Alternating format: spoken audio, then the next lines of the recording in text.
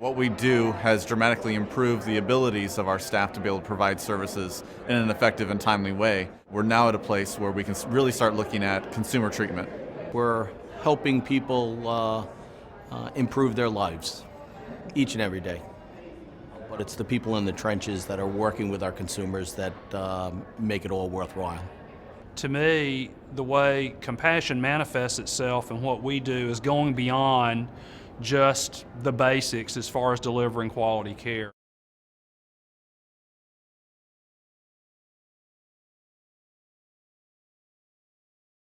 I think it's really important when you're first meeting a client, especially in my case, for them to be comfortable because they're coming to live with me.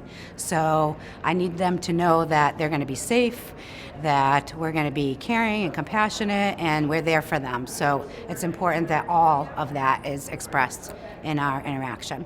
They don't often see the adults as people who help, and so it's a lot of building trust and empowering them, giving them choices when we can so that they're engaged in helping to make their life better for the time that they're with us and then moving on into young adulthood. I found it very rewarding to get into a totally new career and be part of helping the community itself. And it really took a direction I never expected. We have a saying that we see a lot of people who are depressed, but nobody's depressed in the same way as somebody else. And so I think the way compassion manifests itself for us is treating people as individuals and not just as like I said, a faceless pack.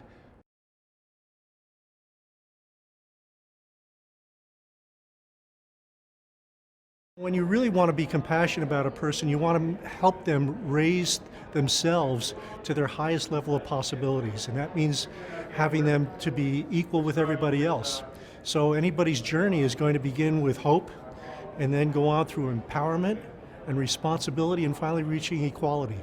And that's a pathway that we try and work with people on.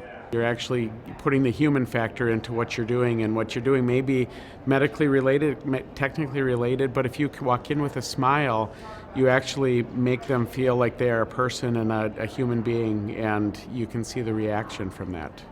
As a CFO, I end up having a lot of compassion because I see the people we're treating. I actually interact with them as often as I can, and I'm compassionate about who the people we're providing the services for. I'm compassionate about what their plight is and that they're at a disadvantage in so many ways. So our organization does look at them as sort of an underserved or underappreciated part of the population. So I'm passionate about what we do, what we're able to provide for that person or persons, and whether it's through supportive employment or getting them into a session that same day or reaching out to them and helping them out with some other benefits. You know, people who would come for services came for services not out of pride but out of shame because of the stigma that was attached to that.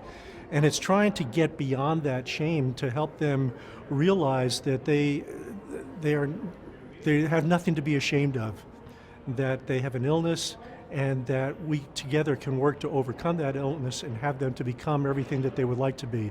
And they certainly have the same dreams and aspirations that anybody else has.